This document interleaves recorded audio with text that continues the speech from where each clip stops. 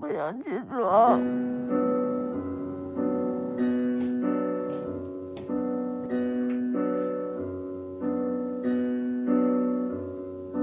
日复一日，时间日复一日垂直下降，支离破碎的白日，支离破碎浑身冲肠。黑夜准时降临，黑夜的风暴四面八方。我收拾好讨厌的恐惧，一切生命累积的忧伤，也足走进密封的梦境果酱。我不能呼吸，我好想飞翔。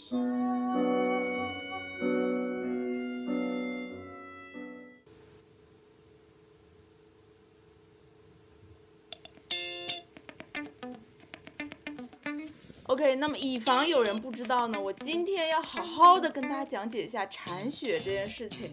铲雪最累的是什么？是腰。铲雪哪一步最费腰呢？不是铲的那个过程，而是你铲到这一坨雪了之后，把它抬起来扔到远方的这个过程。因为本来一铲子雪就已经挺重的了，当你需要把这一铲子雪扔到远的地方去的时候，你其实是需要有一个推力，有一个加速度给到这个雪的。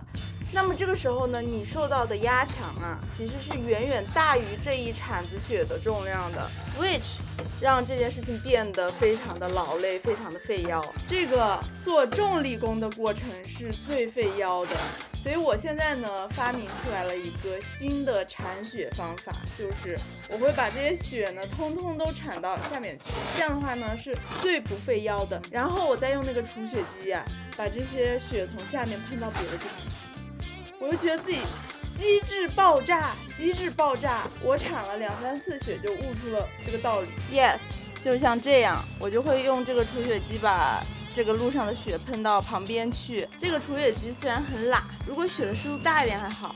如果当天的雪特别粉，就像这个视频里一样，超级粉雪的时候，这个除雪机喷出来的雪就到处乱飞，飞到我全身都是，喷得我跟个 Yuki Daruma 一样。但是呢，除了它这个到处乱飞的缺点之外呢，其实这个铲雪机还是挺够用的，对我来说，因为它比较轻巧，然后移动起来比较方便。像那种你们看到的那种看起来很专业的铲雪机啊，一般都是用油的，那种用油的铲雪机维护起来很麻烦，而且它因为重量和体积太大了，我感觉我作为一个女生的话好像不太好操控，所以我觉得这个小型铲雪机既然够用的话，就先将就用一下，最多就是变成 Yuki Daruma， 没有什么别的坏处。那么关于铲雪累不累呢？说实话，我感觉好像没有我想象中的那么累，而且我也不是每天都铲雪。最近这2天虽然温度特别低，但都没有下雪，然后就没有铲。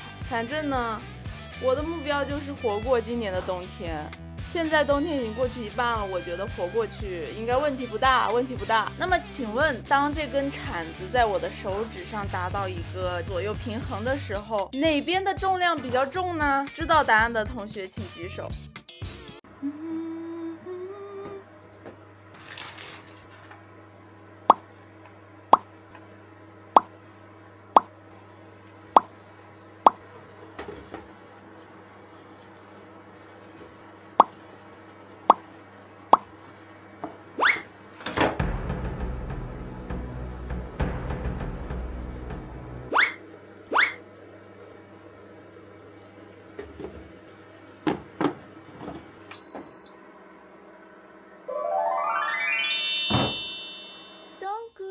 たどってもつきません。森の小さなレストラン、空っぽのポケット、まさぐで忘れた人からたどり着く。トゥルトゥトゥトゥトゥ。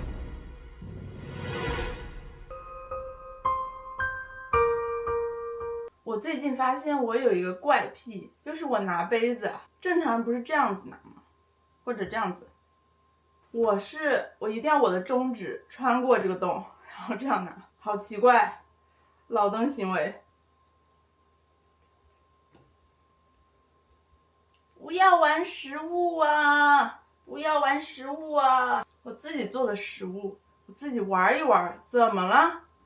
玩一玩怎么了？好撑啊！为什么一包要装10个？我觉得一包它就应该只装8个，这10个多出来了2个，总是让人心烦。9月天高，人浮躁。爸爸妈妈，你们可曾原谅他？原谅他爱吃饭时说话也不说有什么想法。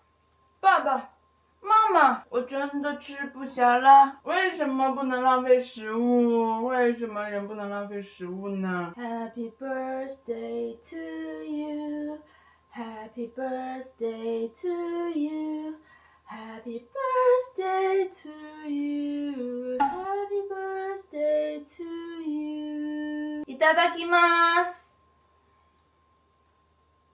ごちそうさまでした。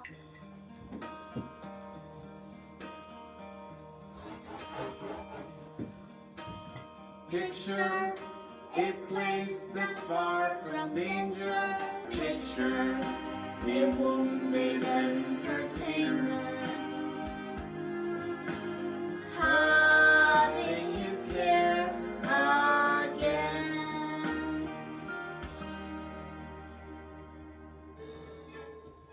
现在开始做第8套广播体操，原地踏步，走。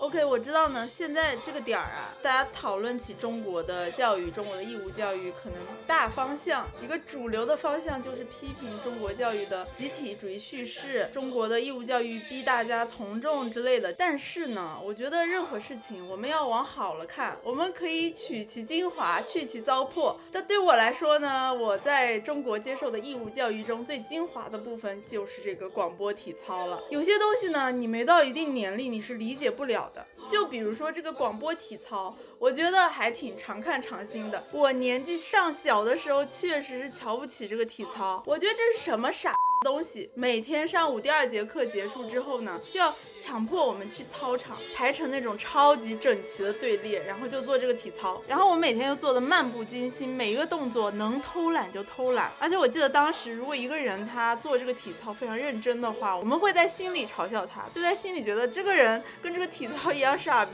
他才会做的这么认真。而我呢，现在成为了那个傻逼。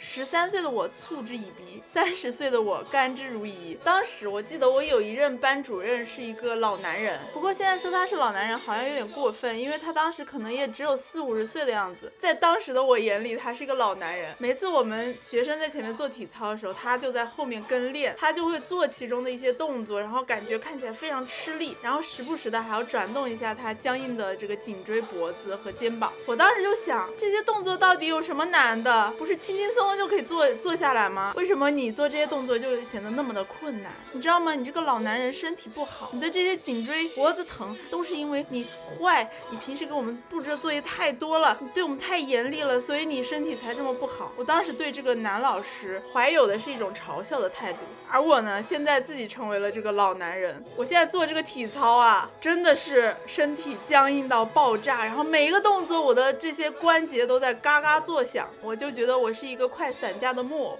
然后包括有一些低头的动作、抬头的动作、转头的动作，我颈椎就在响。我现在100%理解当年的班主任。OK， 说回这个体操，我觉得这个体操动作它其实设计的是非常科学的，因为它的强度非常的适中。如果你是一个长期颈椎疼、肩膀疼的人，你做这个体操不会觉得负担特别大，但是你整一套做完之后呢，你其实身体会有一个很大的改善。我现在只要颈椎疼啊、腰疼啊或者哪里疼了，我就做一套这个体操，感觉就会好很多很多。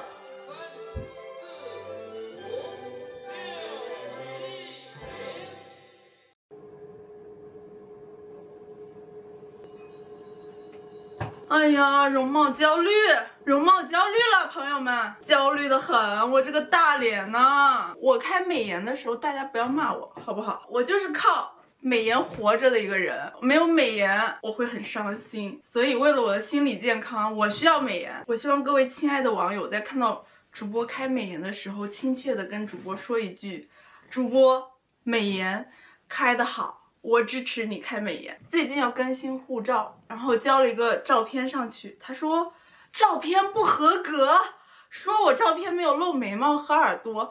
然后我想说眉毛 OK， 我眉毛可以努力露一下好吧，但是耳朵我是一个正面没有耳朵的人，每次拍什么身份证啊护照啊就很痛苦，正面看不见耳朵，因为头和脸太大了。我觉得每个人大家正面都看得见耳朵，只有我正面看不见耳朵，我很自卑我很自卑这件事情。 OK，anyway， 我得先拍一张，再不拍的话这个相机电池就没电了。证件照要怎么拍啊？拍证件照是不是把头发扎起来会好一些？扎个马尾之类的。对上焦了没啊？现在对上了，对上了没？我这坨头发怎么回事啊？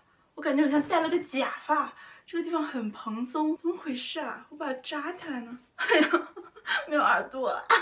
首先眉毛露出来，但我觉得这样有点傻，我需要有点头发在中间。然后呢，我准备把我的耳朵 P 上去，先拍一张这样用手抵着耳朵的照片，然后到时候再 P 到那张照片上面去。OK， 拍完了。哎呀，不容易呀，拍个证件照。其实我还带美瞳了，其实不能带美瞳的护照照片，我不管，就是要带。我们有容貌焦虑，我们带一下美瞳怎么啦？看一下我今天穿搭。为了拍这个证件照，我穿上了一件衬衣，而衬衣的下面呢是一件秋衣，秋衣的下面是一个睡裤。